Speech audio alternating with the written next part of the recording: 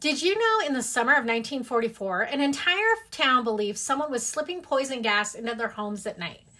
People woke up paralyzed, unable to breathe, and smelling something sweet in the air. No one was ever caught, and to this day, no one agrees on what really happened. Hey there, horror friends. Welcome back to Morbid Curiosity Monday, the series where I explore the dark corners of history, folklore, and the unexplained. Today, I'm diving into one of the strangest mass panic cases in American history, the Mad Gasser of Mattoon. This story sits right at the intersection of fear, psychology, wartime anxiety, and the uncomfortable question of whether terror needs a real monster at all. So in late August of 1944, residents of Mattoon, Illinois began reporting something deeply unsettling. People woke up in the middle of the night, unable to move. They described choking sensations, nausea, dizziness, and temporary paralysis.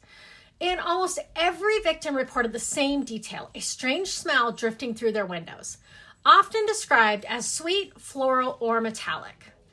Windows were open, doors were locked, and yet something had gotten inside. Now, one of the earliest reported cases involved a woman who awoke to the smell of gas and found herself unable to scream or move. Shortly after, similar reports began pouring in across the town. Victim described tingling in their hands and feet, numbness in their legs, vomiting, and lingering weakness that lasted for hours. Parents feared for their children, spouses stayed awake at night, guarding doors and windows, and soon the town began to believe they were being hunted. As fear spread, witnesses began reporting sightings. Several residents claimed to see a tall, shadowy figure lurking near homes late at night. Some described the figure wearing dark clothing. Others said he carried a strange device, something like a spray gun or chemical disperser. The local press gave the figure a name that would live on in infamy: the Mad Gasser.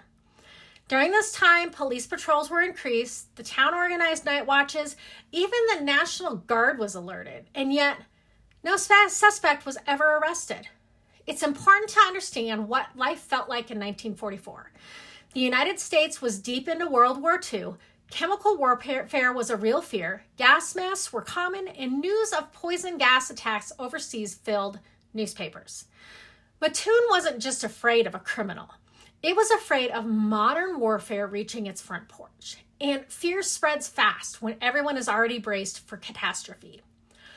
Doctors examined victims, but struggled to find consistent physical evidence. No burns, no lasting injuries, no residue that could be definitively identified as poison gas.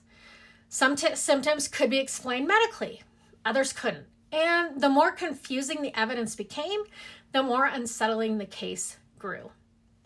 One theory suggests that there was a real attacker. Possibilities also included industrial chemicals from nearby factories, carbon tetrachloride commonly used at the time, pesticide exposure, or even a lone individual experimenting with chemicals. But no physical proof was ever recovered. No devices, no fingerprints, no suspects.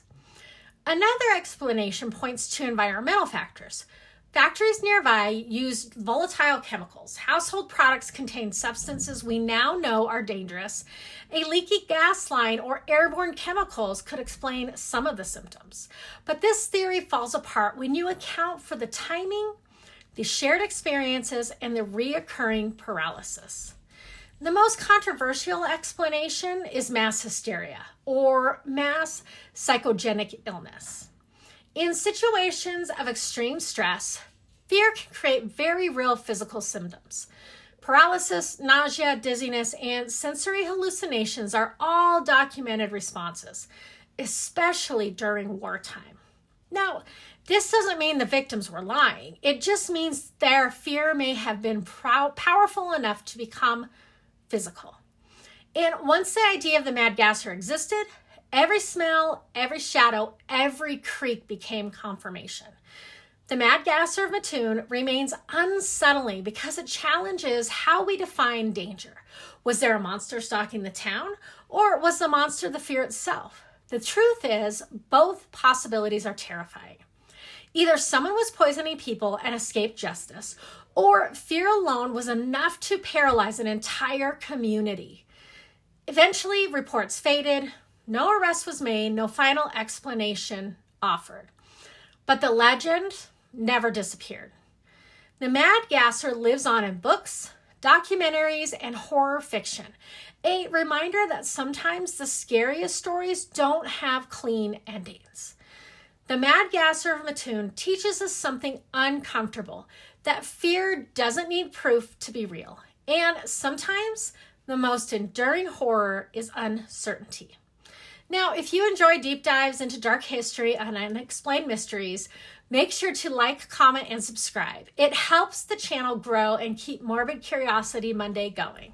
And writers, if you want to explore how real-world panic, folklore, and unresolved mysteries turn into effective horror stories, I break all of that down on my Substack. The writer's room is open. You can find the link in my bio. And until next time, lock your windows and question the shadows.